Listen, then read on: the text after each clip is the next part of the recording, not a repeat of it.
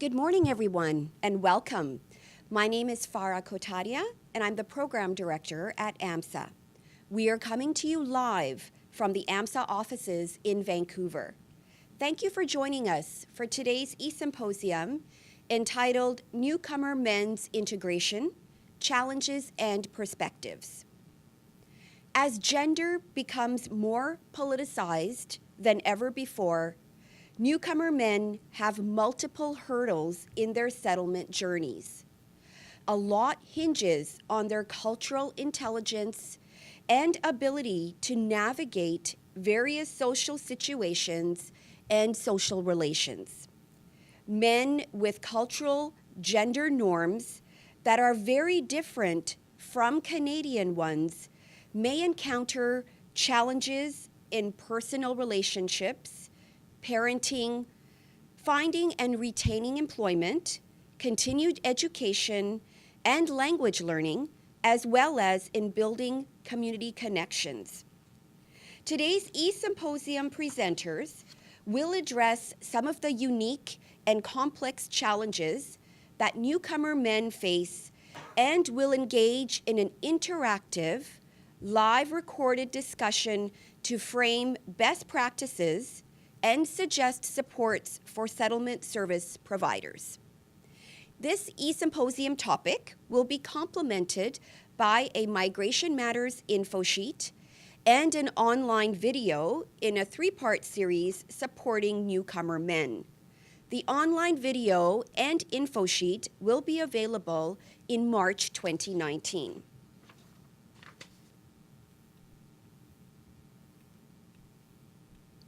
We would like to thank Immigration, Refugees, and Citizenship Canada for funding today's event. So what is AMSA, or who is AMSA? AMSA is a provincial association of organizations focused on immigrant settlement integration and language, as well as diversity and inclusion. We are contracted by IRCC to support a broad range of indirect services to immigrant and language service providers and stakeholders in BC.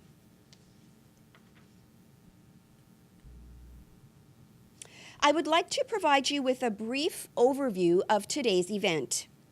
With me in the room are three experts on this topic, with each individual having expertise in a particular aspect of the subject matter. The panelists are Meheret Bizrat, Diversity Community Resources Society, Ryan Avala from Kiwasa Neighborhood House, and Sean Mullan from ISS of BC.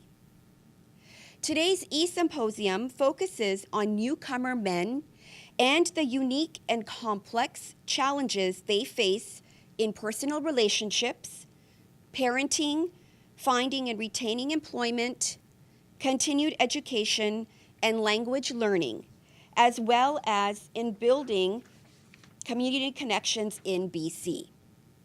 We would like to frame our presentations and discussions today through an intersectionality lens as it refers to individuals' multiple identities and the interconnectedness of various systems of oppression. For example, our presenters may make generalizations about newcomer men based on the commonly identified demographics they work with over time. But these generalizations do not exclude newcomer men who don't identify with heteronormative, cisgender, nuclear family, able-bodied, white privileged status. In brief, we are aware of and want to acknowledge the many identities of newcomer men.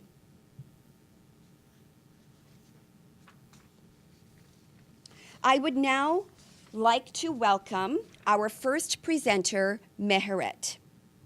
Meheret is an advocate of inclusion and diversity. Over the past 8 years, she has had the privilege of making meaningful impacts on the lives of new immigrants and refugees through her frontline work at Diversity Community Resources Society. Her compassion, empathy, ability to form connections, love of engagement through dialogue, and curiosity allows her to understand people from various backgrounds. With a strong passion for social justice, Mehret strives to empower individuals and communities to advocate for themselves while addressing the inherent inequality that exists in our societies. Mehret graduated from SFU with a BA in criminology. She currently works as the manager of refugee and specialized programs at Diversity. I will now hand it over to Mehret to share her presentation with us. Thank you. Thank you, Farah, for the introduction. Good morning, everyone. My name is Mehret Bisrat, and I'm the manager of refugee and specialized programs at Diversity. Diversity is a registered not-for-profit agency offering a wide range of services and programs for the culturally diverse communities of the Lower Mainland. We have 6 main program service areas. They're settlement and community programs, language training and literacy programs, employment and skills training services, counseling services, programs for children and youth, and interpretation and translation services. Today, I'm going to do a brief presentation talking about some of the challenges that newcomer men face, and I will also look into some of the service gaps, and I'll talk briefly about some of the programs that we have at Diversity that focus on newcomer men. Newcomer men are a population that have been underserved in the settlement sector. There are many programs and specific supports created for women and children, but not many for men. This is problematic because newcomer men face multiple hurdles in their settlement journey and have many unique and complex challenges. Due to these complex challenges newcomer men face, it is necessary to create programming and supports in the settlement sector specialized for newcomer men in order to aid them in their settlement and integration to Canada. However, in saying this, it's important not to generalize and take all newcomer men and paint them with the same brush. They will all face various challenges and respond to programming differently. So what are some of the challenges that newcomer men face? Language barrier is one of the biggest challenges for our newcomer men. There are often long wait lists to enter LING classes, and there's a lack of entrepreneurship or other skill-based programs for newcomer men with lower level of English. And because of their low level of English, newcomer men often are unable to access jobs or education and training programs. Education and employment are another barrier for newcomer men. Oftentimes, it's difficult for newcomer men to find work due to a lack of Canadian work experience and a lack of their credentials being properly evaluated. This causes further delay in them entering the Canadian workforce. Most newcomer men that come highly skilled with a lot of work experience and a lot of education hesitate in taking entry-level jobs. Usually these jobs are lower paying and they don't feel like they can contribute their expertise to the Canadian workforce. They also express a lot of frustration due to the cost, time, and challenge involved in being retrained or recertified in Canada. Men with backgrounds in trades have a hard time being recertified in Canada, often due to language barriers. There's also an extra challenge for our senior men, or men that are 45 and over. Most of the jobs that newcomer men can attain are in the warehouses or factories, and those jobs require physical strength and agility. Another aspect of that is once they do get those jobs, most of the factories and warehouses are at the outskirts of the city, and public transportation is often an issue. Most of them don't have their driver's license yet. And once they do get those jobs and they have to work shift work, which is on rotating schedule, it's really difficult for them to get to the work site or continue to go to those locations.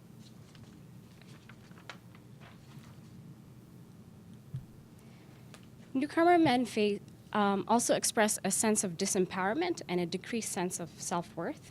And these feelings can be due to the change in the status from their home country to their new life in Canada. And as a result of not having the same job or house or place in the community, or that their education level and work experience has not been recognized. I remember one of my clients saying to me that work is more than a paycheck. It is a sense of purpose. It is my dignity. And that has always stuck with me. These feelings also may arise because of a change in family dynamics. Canadian norms empower women and children, and this could be destabilizing for men that come from traditional gender norm countries. Usually, these men have been accustomed to being the sole decision makers of the families, and now they have to share that decision-making power with their partners or their children. The other thing is children and youth oftentimes pick up the language much faster than the parents, putting them in a position of power. So the men are no longer able to navigate on their own, but have to depend on the children to provide interpretation at appointments or to read correspondence, at putting the father and the child at a different power dynamic. With the difficulties of finding a job, adequate housing for their families, and providing for their families, or no longer being the breadwinner, presents them with a sense of disempowerment and a decreased sense of self-worth.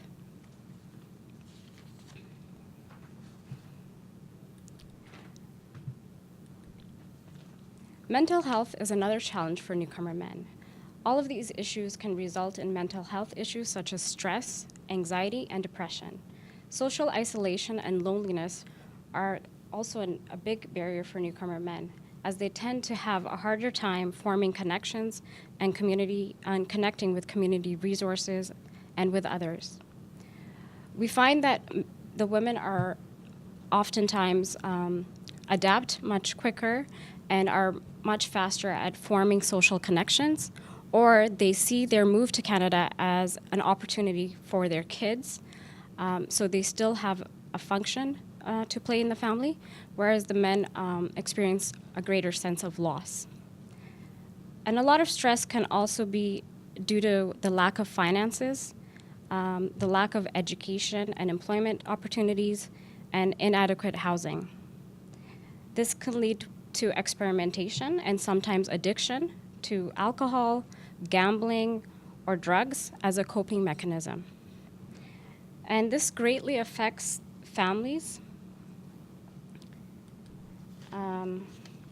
and can lead to family conflicts and relationship issues, and may eventually lead to family violence, divorce, or criminal justice issues. So there are some service gaps in the settlement sector. One of them is the biggest difficulties regarding newcomers' service and programming is attendance and commitment. Many of them work during the day and are tired or attend link classes in the evenings. And most of our programming happens during regular business hours. Even when specific programming was created for men, there were problems with low and inconsistent attendance. And it's often difficult to get men to commit to ongoing group-based programs, even when held on weekends. One of the biggest problems that we have at Diversity in men's programming is attendance.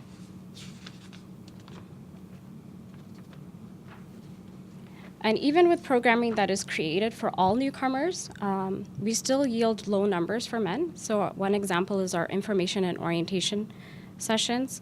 Very few men attend. And I think sometimes it's because they don't see other men in the room, so they feel like the topic's not relevant to them. Or when they do attend, it creates a different power dynamic where they would talk over the women. So it's really hard to manage that at times. There's also a gap in counseling services. Men often would like to talk to a male clinical counselor in their own first language, but it's not often available. And counseling that is culturally aware is also a challenge. And there's a lot of stigma around mental health and counseling in many cultures. So what are some ways we can engage newcomer men? We should be creating programming specifically for them.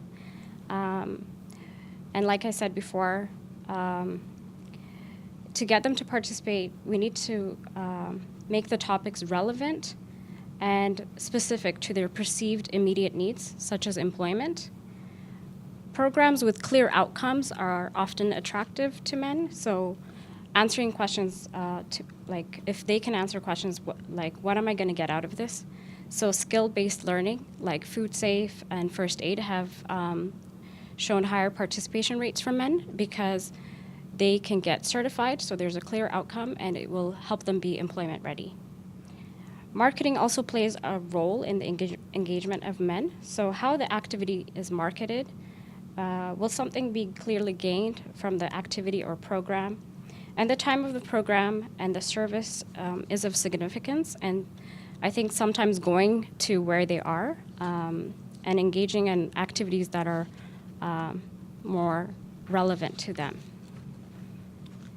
We can also try doing things on evenings or weekends or in different spaces outside of the office where men naturally gather. And some of the examples of programming that we have at Diversity that are specifically for men. In our children's program, we have a father's group as part of the First Steps program for refugees, and it's held on Saturdays, so a greater number of men can attend. And this program was created so that there would be a supportive space for fathers to meet with other fathers and have some shared experience of raising children in a new country and learn about parenting in Canada.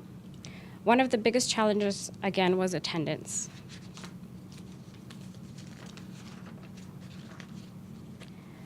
The best engagement that we had was when the Syrian families first arrived, but as fathers found employment, attendance numbers declined. And we find that from the men that do attend, it's usually the youth and the seniors, but men that are of working age usually don't attend. In our counseling program, we also have Impact, which is Immigrant Parent and Children Together, and it's a weekly group of fathers only meeting in the evenings during the week. And topics regarding parenting, relationships, and navigating Canadian systems are discussed. And once again, the biggest challenge is attendance. At the beginning of the program, we had a lot of men attending, but as numbers started dropping, and oftentimes men would say they're tired or they had other appointments to go to. And in family counseling,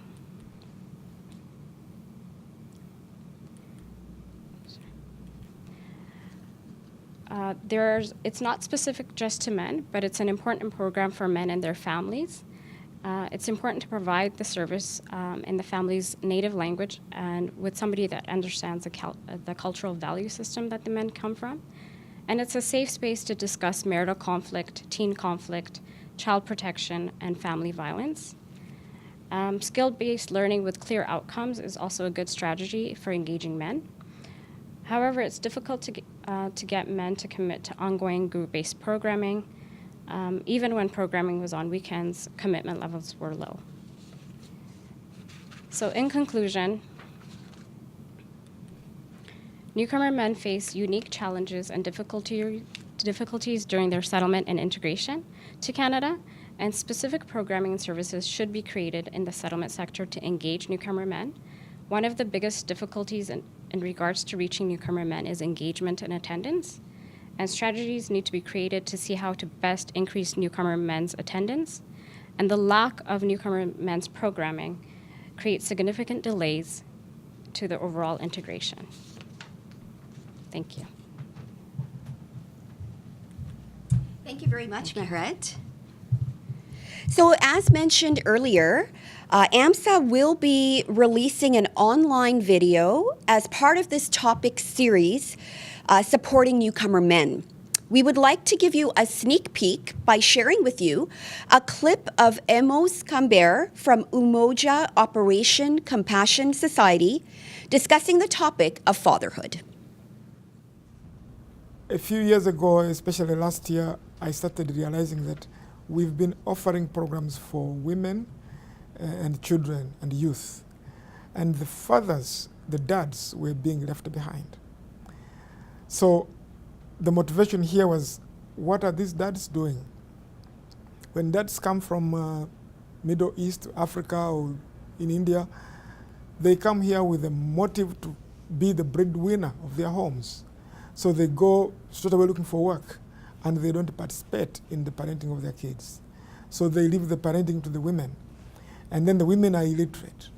So I found out that unless we support the dads as well, together with the women, we may not be doing a good service for the entire family. So the dads program was an idea born out of seeing women alone coming for programs and the men not coming up. That is the program we're trying to initiate here at Umoja. First of all, we ask them, what are your problems? What do you need?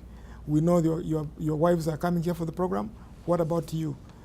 So we let them drive the course, but at the same time, we are trying to give them the tips of what is necessary for them to be able to parent their kids together with their wives. We just started, I think they're talking about language. Most of them don't have English as a second language. Some of them speak Arabic. We have some African parents speak still using Swahili, and some are coming from the French-speaking countries, and they find language as one of the major problems. Secondly, they look at employment as another problem. Once they come here and they don't get work right away, they get depressed. And once they are depressed, they sit home in isolation. That breeds mental health as well. So we want to get them out of isolation and help them learn some bit of English, help them understand the law, because some of them are explaining they don't know, for example, what HIV means. And they are driving and they end up themselves in the HIV lane and they are given tickets. Some of them don't know how to pay for an emergency vehicle when they come to their homes. So we are having issues with these parents not knowing exactly what is expected of them. As a head of family, as a father, you need to know a lot of things that you teach your children. Our next presenter is Ryan Avala from Kiwasa Neighborhood House. Ryan currently works as the manager of iGuy, a workshop offered through Salima Noon Sexual Health Educators that discusses gender identity and sexual orientation, bullying and assertiveness, power and inequality, healthy relationships, and internet safety for students that identify as boys or transmasculine in grades 4 through 7. Ryan also works as the Youth Programs Coordinator at Kiwasa Neighborhood House in East Vancouver, providing outreach, after-school programs, one-to-one employment, mental health and relationship support, and settlement services for teenagers and youth aged 13 to 24. At Kiwasa, he also works closely with a domestic violence support worker to offer group sessions for men looking to engage in conversations and workshops about masculinity, healthy relationships, and self-awareness.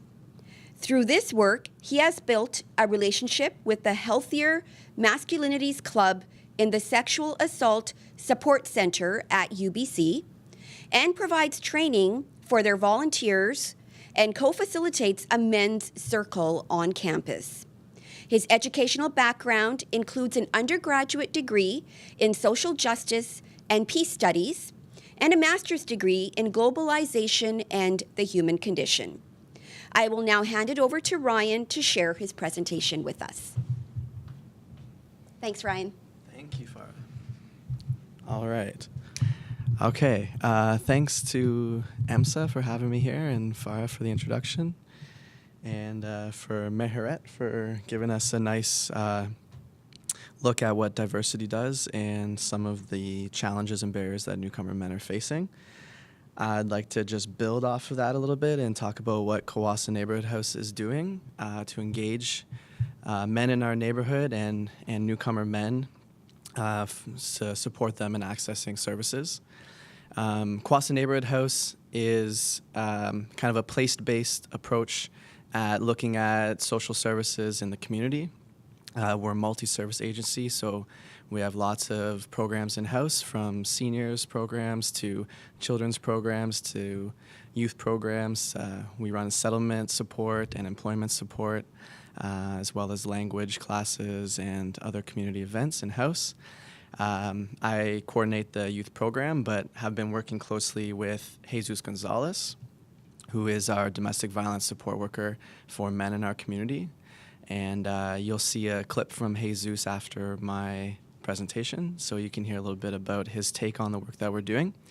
Hizzouse supports men that are referred to him one-to-one, and this year we have tried to expand the work that he's doing by offering group sessions that we can do together and kind of creating space for him and I to work together in kind of a male-gendered work to address topics of masculinity and cultural awareness of gender and the ways that those play out in our lives. So throughout this year, we've identified some of the needs that men in our community are embodying and trying to meet those needs, particularly by creating a larger capacity to support those men.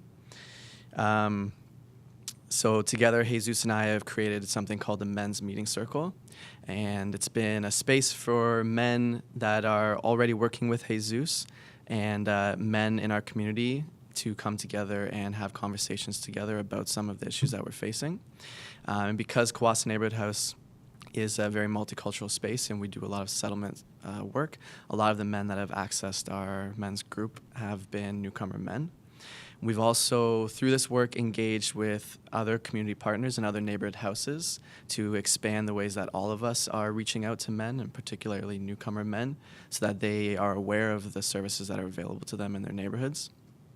Meheret did a really good job at tracing and mapping out some of those barriers and challenges. So we wanted to kind of address those needs and hold a space where we can talk about stereotypes and some of the gender roles that men are pressured to perform and the ways that cultural differences play out in our lives. So through this work, we have sought support through the MCFD, and we've been seeking funding from the province in the civil forfeiture grant that has allowed Hizzouse and I to kind of join forces and build community partners in ways that we can hold events together to really engage more men.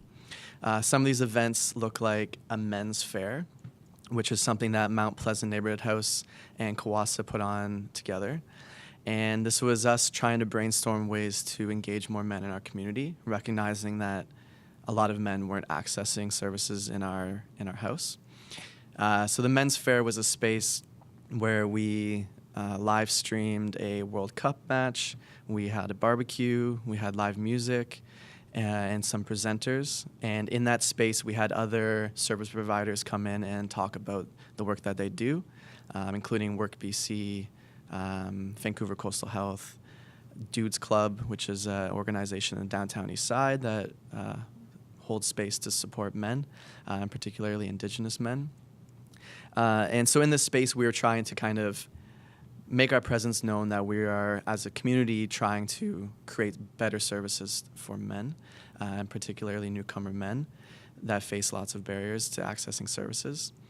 Another event that we held together was a popular theater event that used different techniques to open up dialogue and create scenarios where we could practice and role play different conflicts that we might have in our lives, particularly as men and with men.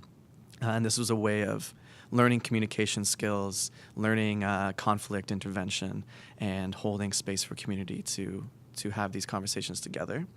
We are looking to continue that work in the new year, and we'll host probably 2 or 3 more events that are focused on outreach and engagement so that we can draw attention to the men's circles that are happening.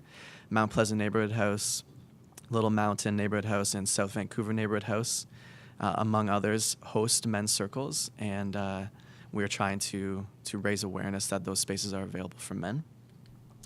In our men's circle, we've hosted kind of 2 installments of it. We tried to create an easy space to access that's low barrier and casual. So we started off with just 3 sessions in 3 consecutive weeks to see if there was interest in the space. We weren't really sure what would happen, and we weren't really sure if men would speak, even if we held space like that. What we found is there's a lot of interest in space like this, especially throughout this year in the way that Me Too and other movements have called upon men to have these conversations more. And you see this interest in men themselves looking for spaces to engage in these conversations. So we're very pleased at the outcome that our men's circle has had so far. It creates a lot of space for us to talk about things that are often silenced and bring up feelings in ourselves that we don't necessarily address very often or feel safe enough to do that. It gets us practicing our vulnerability and practicing ways of opening up, which has been really beautiful to see happening.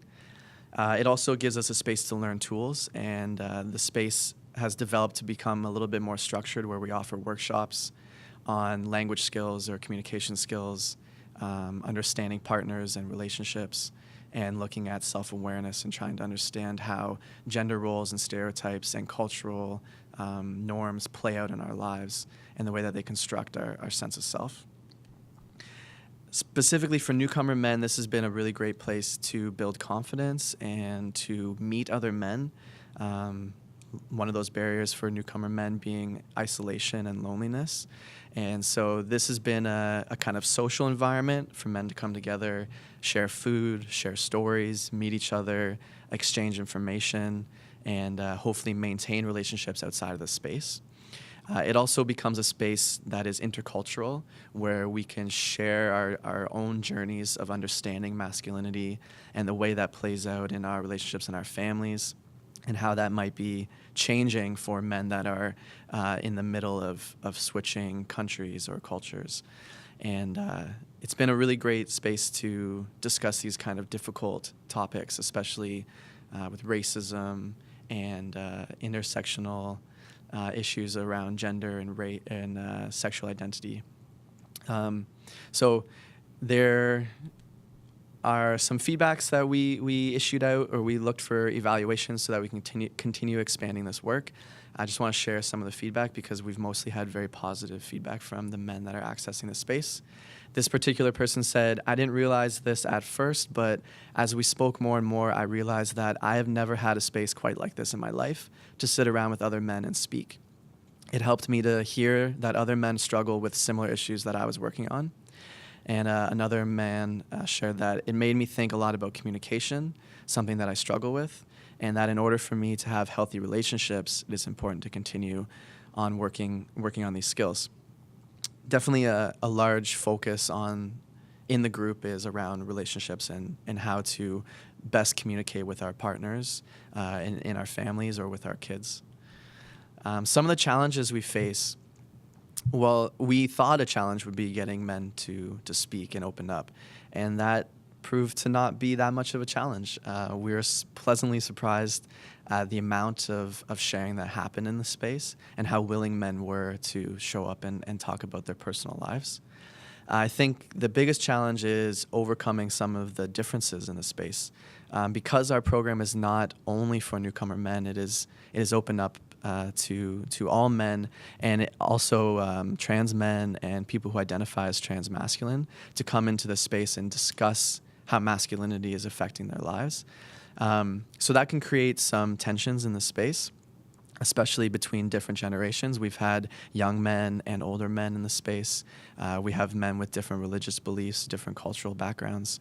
And so bridging those gaps in the way that we understand gender and understand how we want it to be in our lives can be a challenge.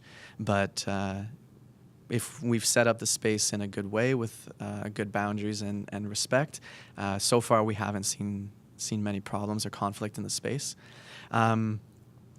Some men and in men's circles in general seek out these spaces to kind of reaffirm traditional masculine roles and the way that they might feel disempowered in a current climate where women are moving up in the workplace and in political positions, and some men feel that this is a kind of disempowerment of men or masculinity, and some seek out this space to grasp on to those traditions that they feel they're losing. And we want to try and hear men in that struggle, and also help them adapt to a changing climate, and also understand gender in a way that we maybe never have before. There's also a lot of stigma around doing this work, so I think we see a lack of resources for men.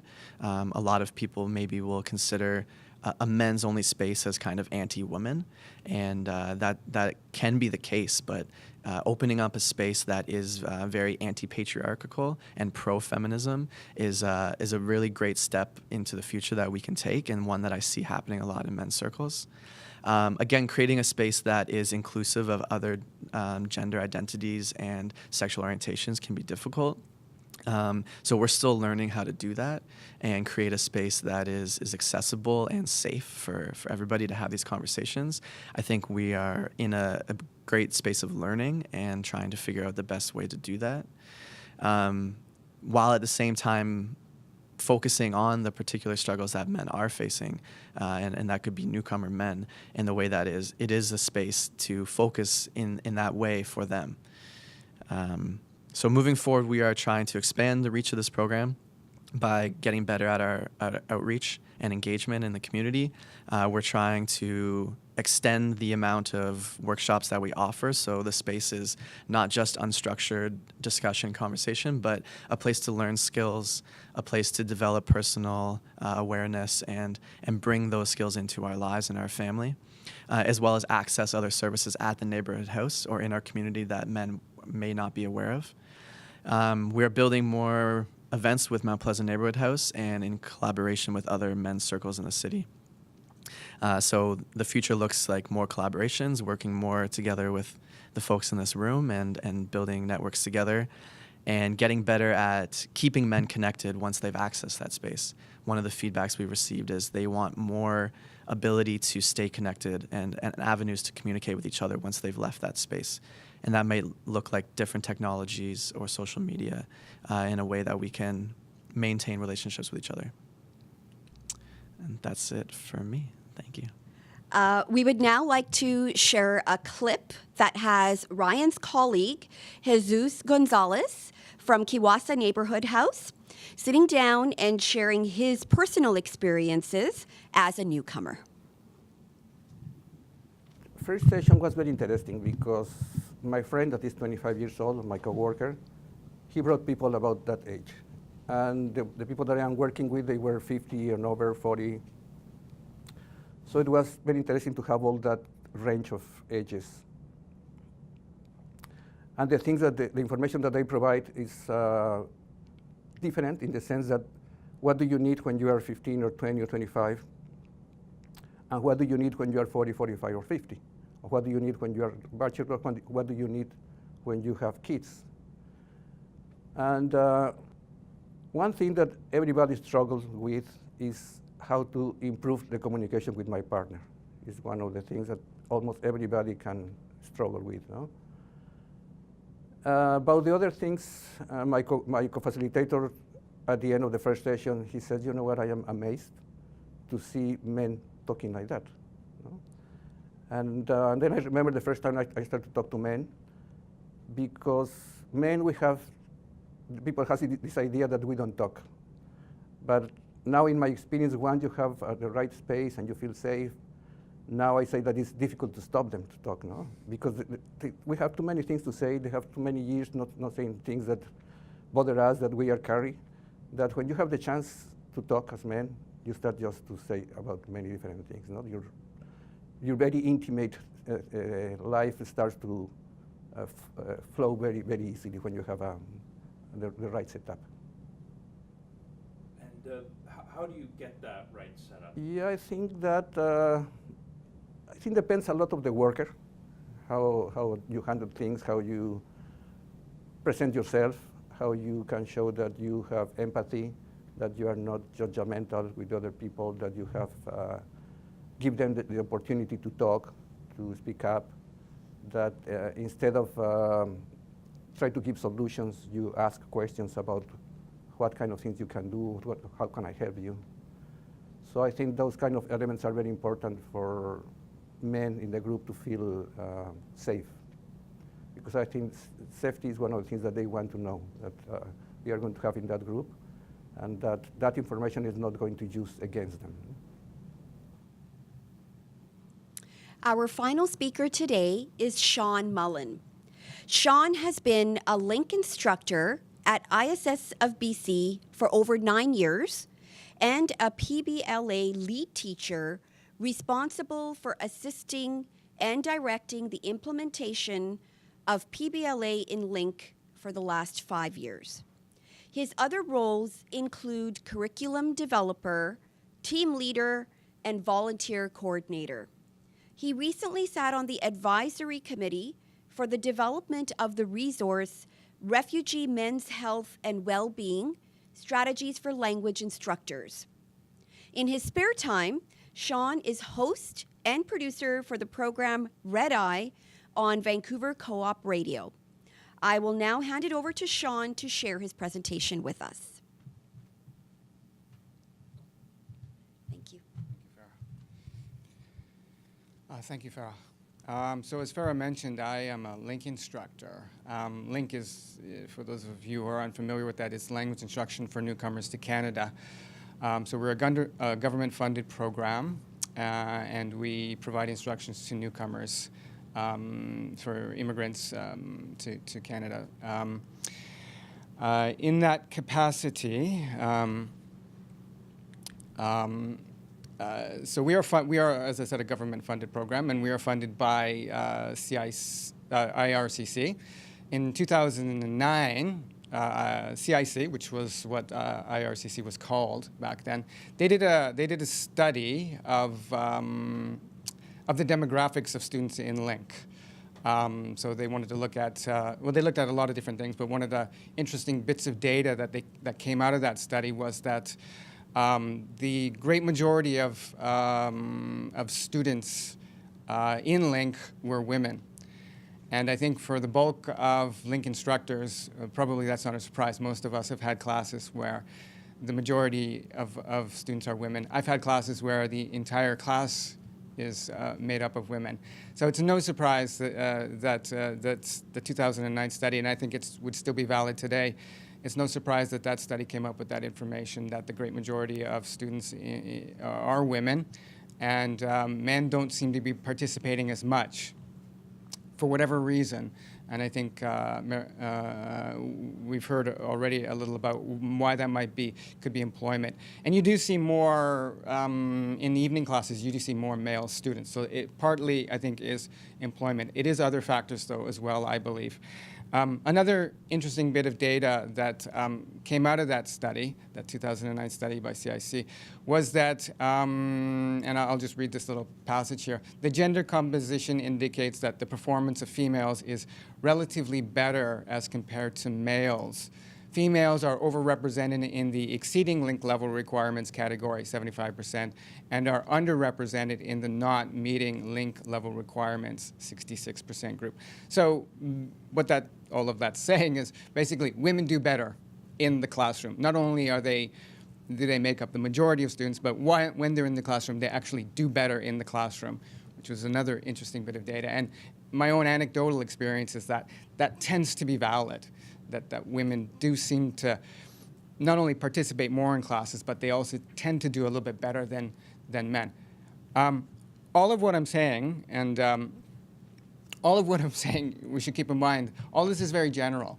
Okay, so a lot of what I'm going to say about male students can apply to women, and in fact, sometimes when I'm talking about some particular challenge facing men, oftentimes a female student will come into my mind as a perfect example of this. So it's good to keep in mind the intersectionality, which we talked a little about earlier.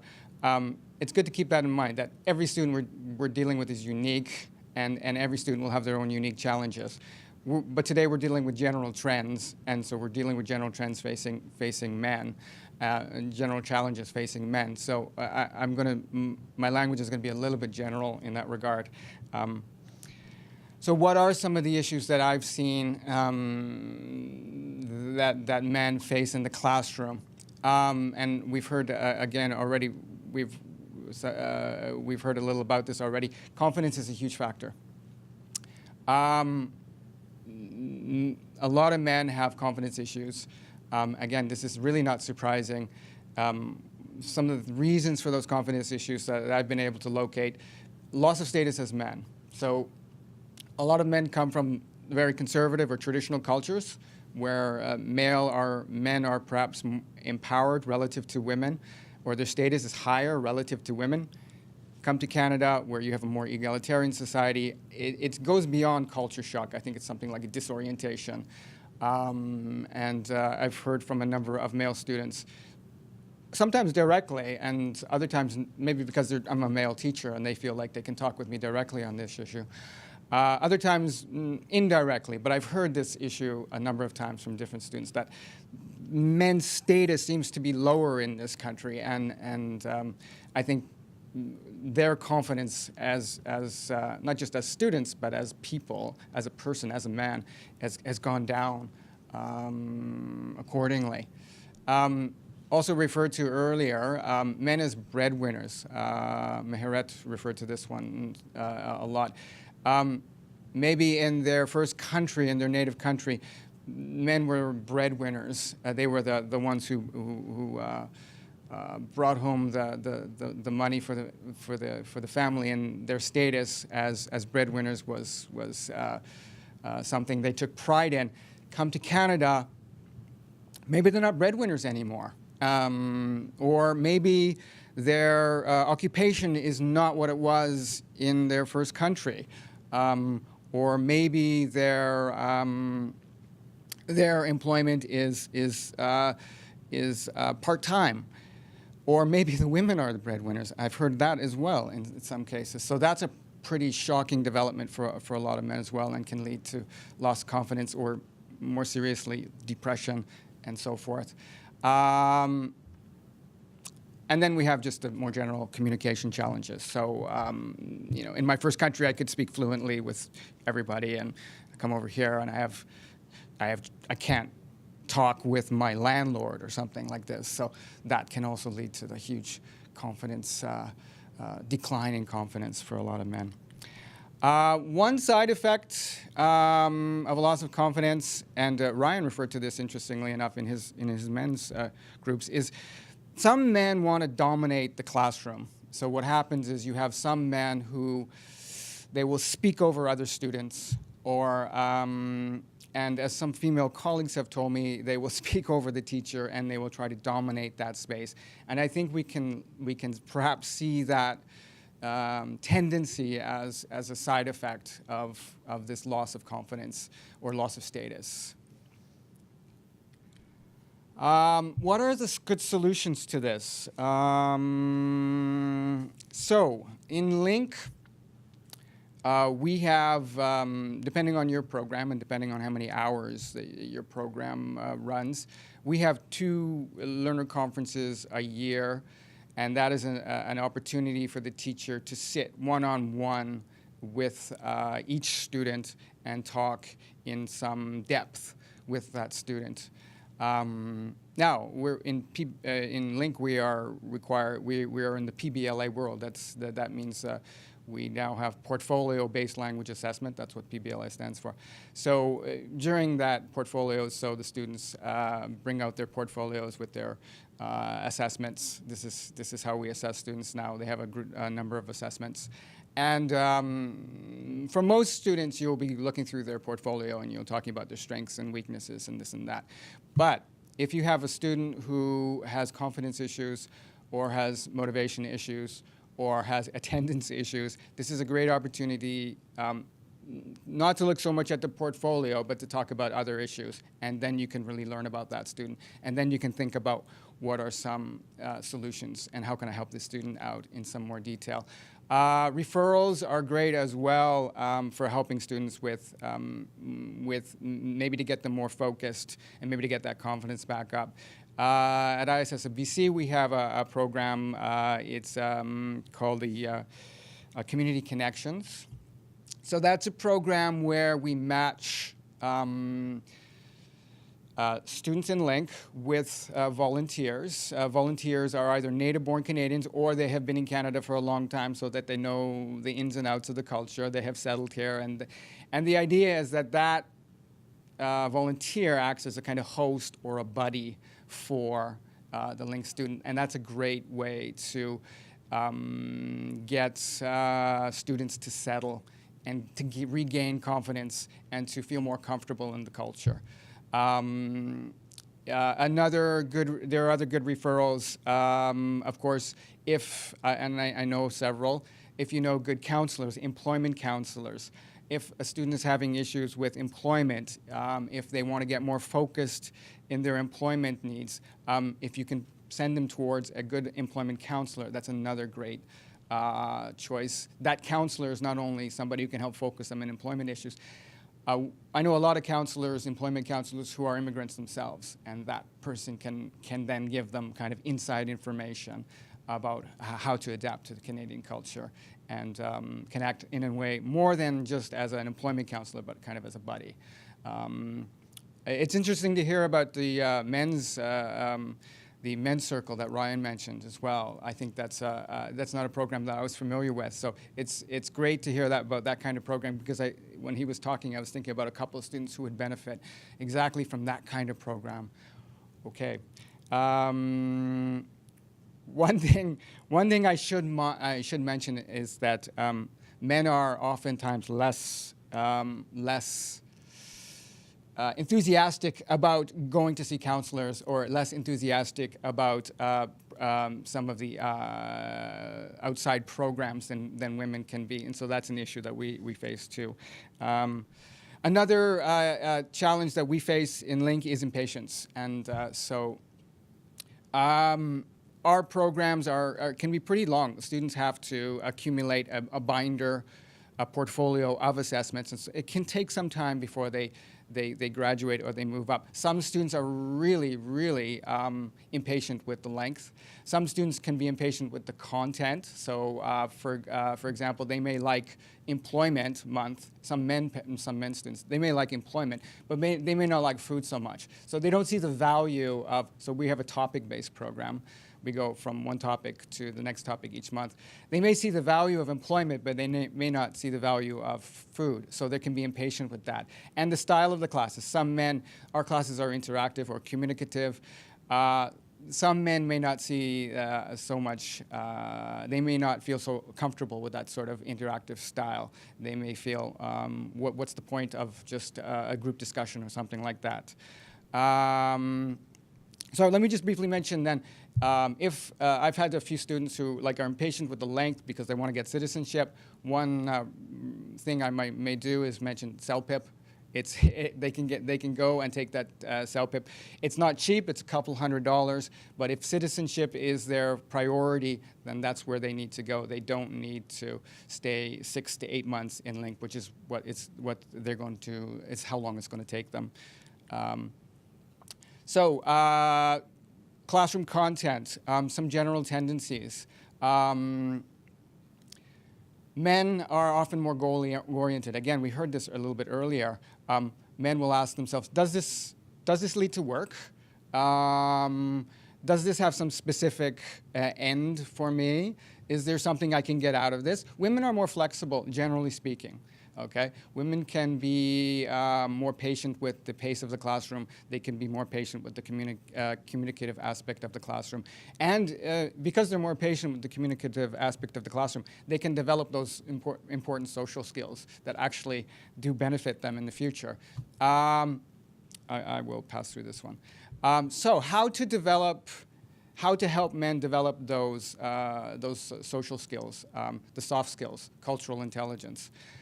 Since they are a little bit impatient with some of the things that go on in the linked class. I think you have to sort of try and balance the needs of your differing students, and I think most teachers will understand that in a class of 14, 16, 18 students, you have to try and balance it. One of the things that I do to help to keep goal-oriented students focused is real-world tasks that have a real-world end. So for example, one thing I like to do is one-on-one interviews. Like let's say, for example, I have them do a kind of mock volunteer interview. They're interviewing for a volunteer position. I will interview that student one-on-one, maybe 4 to 5 minutes. And before we do that, there's lots of prep work that goes into that. One thing I've noticed with a lot of men's students and those goal-oriented students is they really do enjoy that sort of activity because it's very focused, and they can incorporate a lot of language, and they can incorporate a lot of different skills. So that is something that I think they value, and that's something that I do to keep them interested in the class. We do have some, on top of all of those challenges, we do have some special needs students as well. So we have students with health issues, men with health issues, men who are single parents. With those kind of students, attendance can be a little bit dodgy. It can be a bit of a challenge. So I think as teachers, we have to just be patient with that kind of student and understanding, and maybe if there is attendance trouble or attendance problems, you can speak with administration, your managers, and hopefully you can come to some sort of understanding. The other option would be they leave the class. So, and we don't want that sort of issue. So, as much as we can, we want students to stay and feel welcome in the class, whatever the issues they're facing. Finally, I want to mention, and you're going to hear from Andrea Solness in a little bit. I was on the advisory committee of this resource, the Refugee Men's Health and Wellbeing resource. This is a great resource it's focused on men and men's health, but it's a very practical resource. It's for teachers in the classroom, and it's focusing on health issues, how to keep healthy, how to become more aware of your health. And it's curriculum-based, so you can actually look through it and use some of the curriculum in your classroom. I don't think it's all of it is male-specific. It is male-focused, but if you wanted to take out some of it and use it, for example, in a mixed class, which most of us, of course, have mixed classes, you could do that easily, and I think it would be beneficial for your class. So it's a great new resource that while it is focused specifically for men and male men dealing with health issues, I think it broadly speaking, you can pluck out bits and pieces of it for a mixed class as well, and it's a great resource that was developed. Okay, thank you. Thank you very much, Sean. So we would now like to share a clip that has Andrea Solness talking about the research for the Refugee Men's Health and Wellbeing Project that Sean just mentioned. So we're certainly seeing a lot more physical and mental health challenges in the classroom, largely due to trauma and the situations that people find themselves in, fleeing their countries and leaving family and long journeys to Canada. We're also seeing a lot of literacy and other learning challenges, sometimes due to limited or interrupted education. And sometimes certainly being illiterate in first language makes learning English really adds a lot of challenges to learning English. And then, of course, just the stresses that I think all newcomers face when they're trying to settle into a new country in terms of learning a language and accessing the information and the services that they and their family need for day-to-day life, and getting jobs and generating income and all those stresses, some of those barriers that refugees are facing really makes all the more challenging. Within the LINK environment, LINK is really a strong program in producing really good language outcomes for a lot of learners, but some learners with these extra barriers, such as many refugees have. The requirements of the LINK program are really challenging, both in terms of attendance and just managing attendance when they're trying to deal with health issues or support their families in their health issues. And it's become a very rigorous and assessment and progress oriented program that adds a lot of additional stress, and often they're just not able to cope with the level of not so much the need to progress, but just what's required in order for them to progress. And it can be high stakes especially in terms of citizenship requirements that are linked to the language level they're achieving in LINK.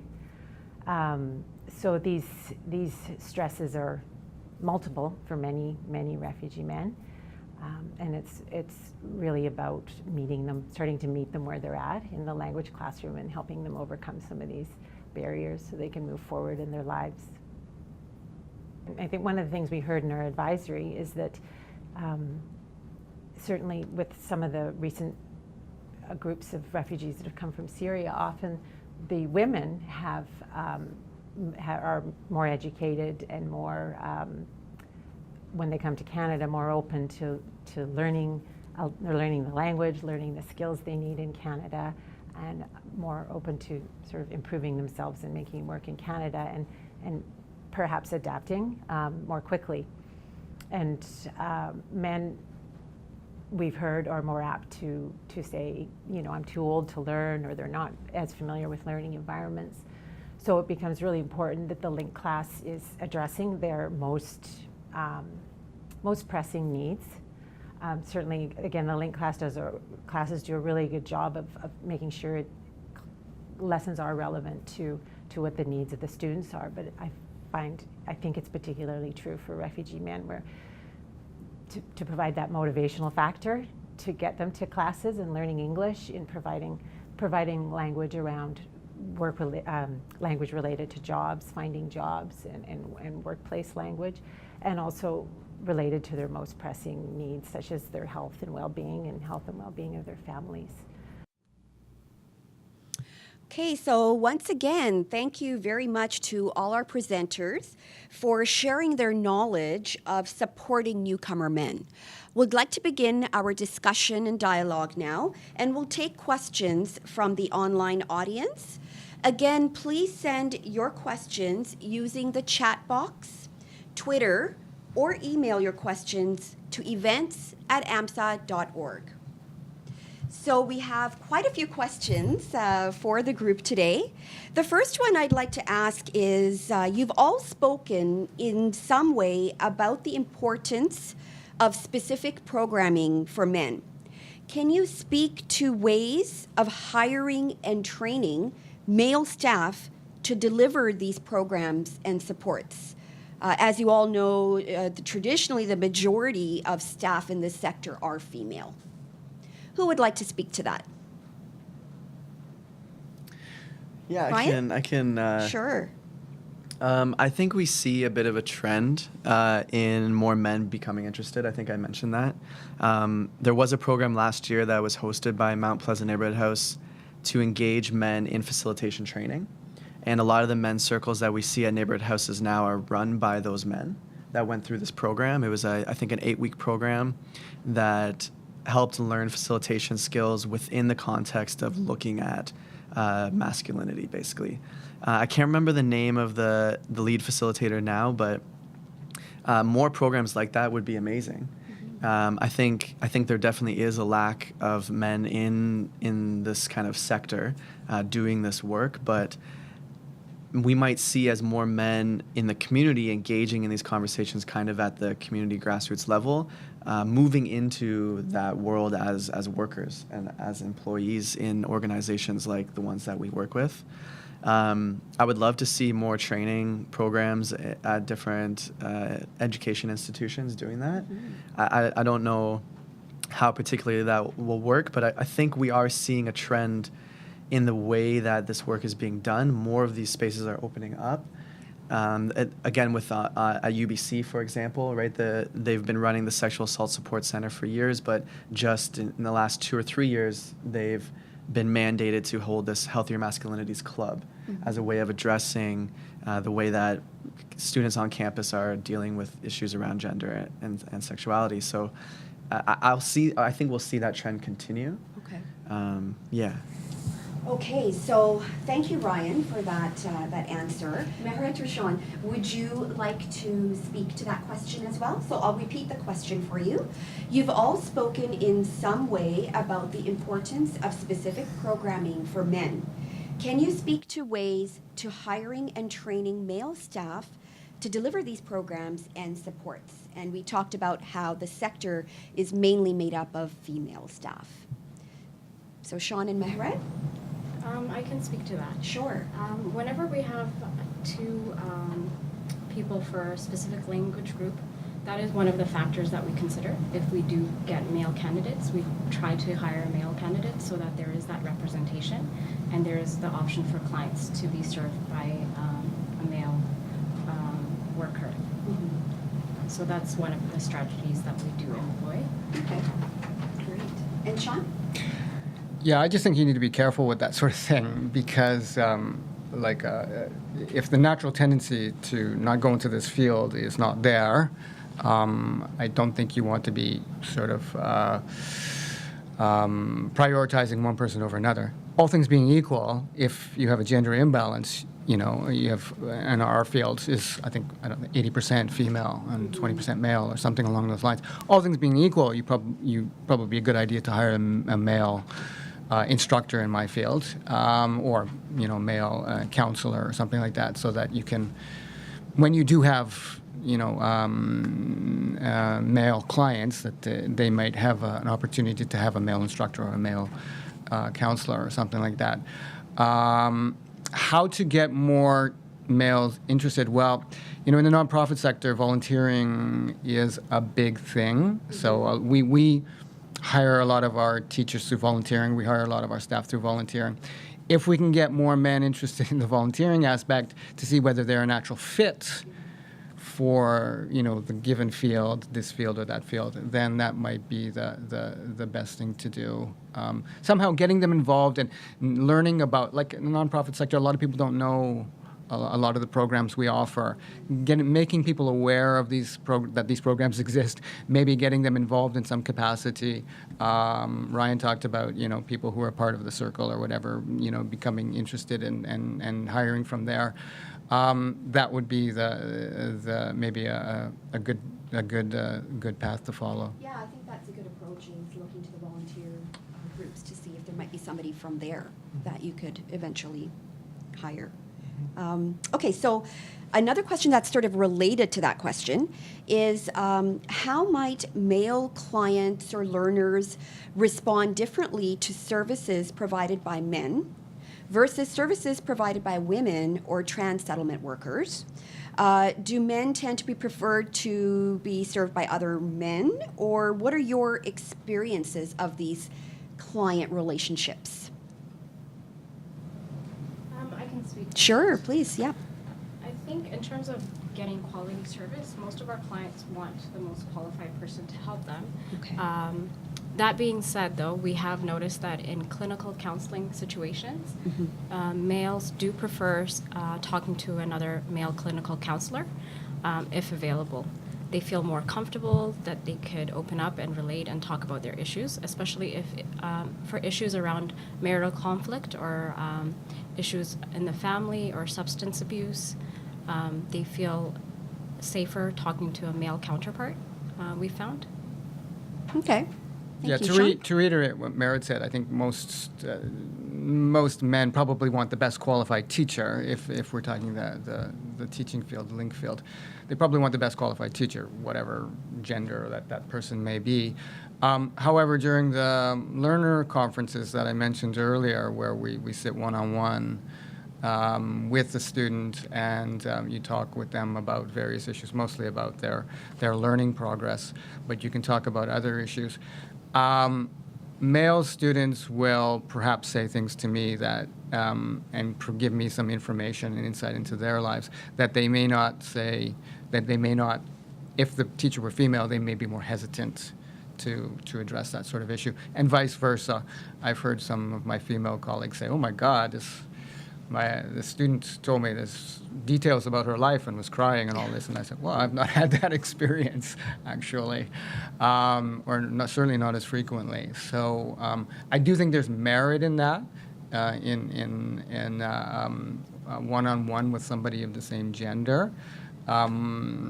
Whether you can always match up a teacher with the class of the same gender is another issue, Yes. but maybe in terms of counselors or something like that, it's a more doable thing. Yes, and it might be more of an issue in some of the smaller centers where you have different levels altogether, and Absolutely. staffing is a bit of a constraint. So thank you for that. The next question we have is, what are some of the differences you notice in supporting male clients with partners and children versus single male clients? And how might you support them differently? Ryan, would you like to start? Yeah, I was just reflecting on the men's circle, and those different situations come with different needs. So we can see men in the circle that are single and are interested in dating and interested in that kind of dynamic. So they're there with the kind of need of learning communication skills and building self-confidence, so that they can, be a good partner, or with the desire to meet somebody. Whereas the men in the circle that are in relationships and have children are there with the need of trying to build on those relationships. And so they're just entering the space with different needs. So in the men's circle, I guess we do our best job to offer skills that are applicable to most people. And that's kind of generalized ways of looking at communication and looking at what factors create a healthy relationship. So there's ways of kind of creating a space for everybody, or at least a broader cross-section of people, but those people definitely come into our space with very specific needs of, I'm a father and I need to learn how to communicate with my children better, or I've been through a divorce and I can't see my children, and this is the kind of issues that I'm experiencing. So I think it's just always interesting to have people in a space with very diverse needs, and the way that we can learn from each other is really interesting. So you don't think that it would warrant perhaps having separate circles? So you have one for men who are married, who have children, who have those needs, and then you have a separate circle for single men and their needs. Would that be? I think I would advocate for that kind of Yeah. thing. Yeah, I think what we're seeing is just a lack of opportunities and a lack of resources. So Right. to diversify and create many opportunities and options for spaces that you are comfortable in, I think is the goal. Yeah, great. Sean, Mehret, is there anything you'd like to speak to on that? I think with that question, it just made me think of the youth that we have. Those are usually the ones that are unattached to families or seniors. But in particular for the youth, they've expressed that they don't really feel a sense of belonging in the link classes, especially because it is across different age groups. Yeah. And the content and the way that it's delivered, it doesn't really resonate with them. So they are looking for options where they can be in a classroom because they're there every day. So in a classroom with other youth and learn a different curriculum than what is being taught in the general link classes.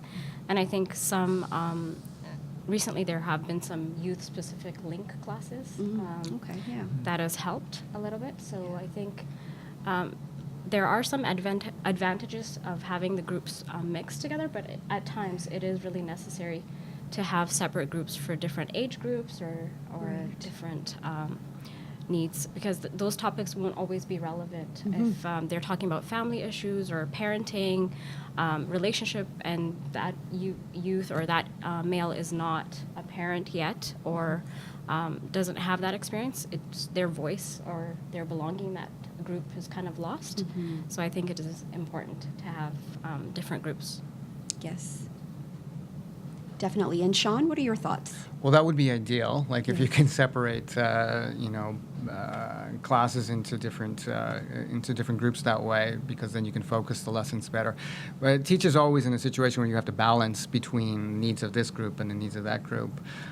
Family, for example, like that's a pretty broad topic. You can focus that in such a way. If you have a class with a younger majority, or like half of the group is young and half of the group is a little bit older, you can focus some of that on stuff which will interest younger people, like dating, rather than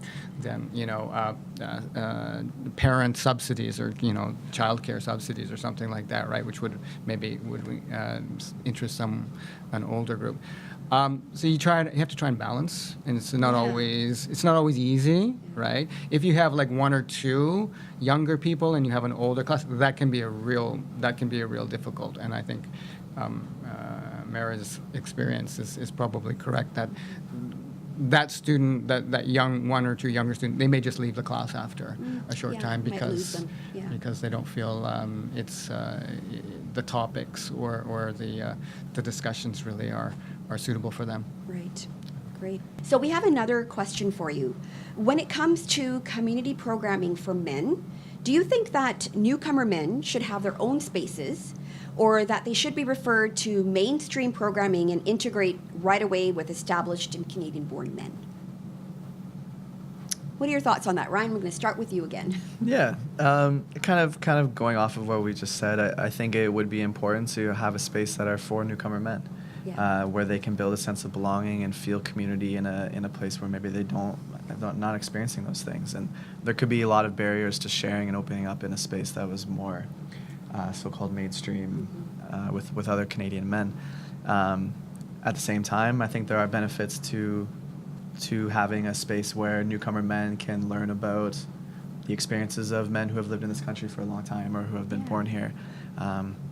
Along those lines, having space to talk with Indigenous groups and Indigenous men with settler men, and how that we can understand the kind of culture of colonialism and the way that globalization is happening and creating immigration and refugees in a climate that is very relevant to a lot of people, and the way that we can kind of bridge those experiences, I think is very important to do. At the same time, offering specialized spaces for people to feel safe and comfortable. Right. Mehret or Sean? Well, a link class is almost by definition a space for newcomers exclusively. Gradual integration would be my answer to that one. I think, as Ryan said, let newcomers get a little bit, get their feet under them, let them get a little bit secure, let them gain confidence, let them acquire some language skills, let them acquire a bit more familiarity with the culture, and then you can start to integrate them with the wider culture and with Canadian men. Otherwise, you risk. I can see a situation where, newcomers with native-born Canadians or people with a lot of experience in Canada can be kind of overwhelmed or dominated in that kind of setting. So I think some sort of gradual integration would probably be best. Okay. Mehret, did you want to speak to that as well? Yeah, and I think it really depends on what the newcomer wants to achieve from those groups. I think it could be beneficial to integrate with mainstream if they're looking for employment opportunities or mentorship opportunities or to build their social capital in Canada. Whereas if they're fairly new, they're refugees or coming with a lower level of English, having those spaces where they could express the feelings of disempowerment, loss, or build a sense of community, like Ryan said, are important. So I don't think it has to be either or. I think a mix of both, depending on what the client's trying to achieve. And just speaking about mentorship, do you know of, or have you in your own experiences heard of sort of the mentoring programs for newcomer men around that social isolation piece, around that identity piece? Is there anything that you've heard of or anything that you yourselves would like to do in your organizations? We used to have the host program at Diversity for a long time, where we would connect newcomers with host mentors. And I think the most successful part of that was the social component, where they would meet with their volunteer, and a lot of them enjoyed practicing conversational English, and in essence ended up becoming friends with their mentor, and it went beyond just the program.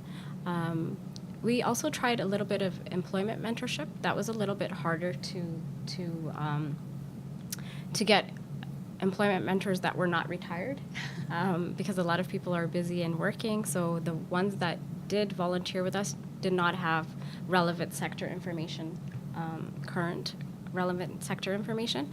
But the social connections that were formed through that were very powerful, I would say. Yeah. But they were not gender specific at that time. It was just for all newcomers. Right. Yeah. Right. Okay, great. Yeah, that sounds really interesting.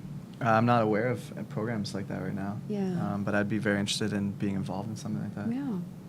And the Community Connections one that I mentioned right, yes. is basically a mentoring program where they match a volunteer, and they try to match the volunteer with somebody with roughly with the same kind of, I don't know, I can't say background because the person's from a different culture, but somebody with the same interests and usually same gender. Right, yeah. So they try to match male with and female. And as I said, that program is very popular. Yeah. Especially among the students, they find it very rewarding. And not only the language aspect, but the culture aspect is very important too. Yeah. And feel much more comfortable in the culture after. Definitely. Yeah, so that kind of program, I'd like to see more of Yes, that. that would be great. As a teacher, because I like to push my students to do things outside of the classroom. The classroom's great, but it's just a classroom at the end of the day, right? So I like to push my students to do stuff outside of the classroom, and that's a program I have a lot of confidence in that one. Right. That students will benefit from that. Great, thank you. Yeah. So this will be our last question. A couple of you mentioned newcomer men as high achievers and employment-oriented. In your experiences, what are some great ways to acknowledge the challenge of re-credentialing and sometimes even the reality of changing careers to make ends meet? Who would like to start with that one? Can you repeat that? Sure. So a couple of you mentioned newcomer men as high achievers and employment-oriented. In your experiences, what are some great ways to acknowledge the challenge of re-credentialing and then sometimes even the reality of changing careers to make ends meet?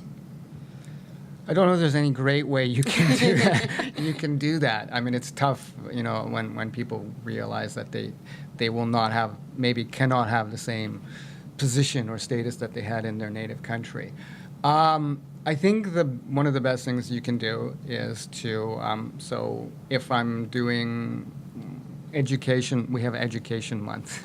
So if I'm doing that one, I like to introduce programs which if I look at my class and I think what kind of class do I have, I try to introduce programs which I think might be suitable for some of the students in the class. By that I mean maybe you get like a VCC guide, and then the students will go through that guide or pick out programs in the guide, and then they will introduce or present those programs to each other. So students will then get an idea of what is a one-year program that might be feasible for them in Canada, something that would be practical to do in Canada.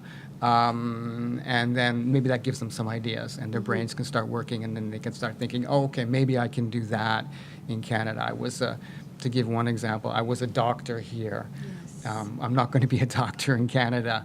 Oh, but there's medical technician or something like that, which is a 1 or 2 year program at VCC, or maybe they don't have that program at VCC. I'm making a mistake, but somewhere, and that can sort of I can't become a doctor again.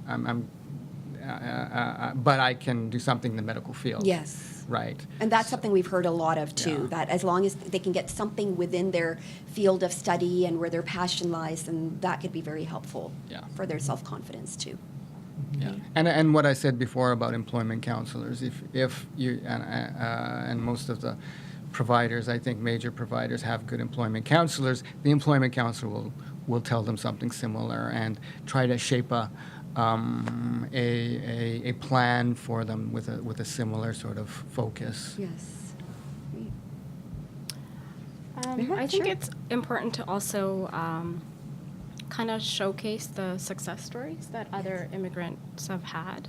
Not necessarily going back into their field, but maybe have become entrepreneurs, and that skills are transferable. They don't have to be regulated to a certain domain. And our employment programs are very good at connecting people with employment opportunities, as well as retraining and helping them through the accreditation process. It is a tough one. It is something that we always advocate for, especially for skilled class immigrants that come here thinking or expecting to be employed. And once they see their savings start to diminish, it really is a struggle for them, and it becomes very difficult. And also, it's not very clear to them before coming here. They think it's going to be a land of opportunity. Yes. They've come here under the skilled worker class, that for sure they'll be matched with a job, maybe at an entry level, maybe not at the same level. But reality is quite different once they arrive. A lot of them have to take menial jobs with lower pay. And there's a lot of frustration, as I mentioned, with that. But we do have immigrant employment fairs that we do at Diversity every year, and it does showcase the success stories. And when you see another immigrant that has gone through the same struggle and has achieved something or has achieved some sort of success, it's really empowering, I think, for other new immigrants, instead of just their employment counselor or their rise case counselor or their settlement worker encouraging them. Yeah. I think it makes it seem like, okay, if they did it, we can do it too. That's right.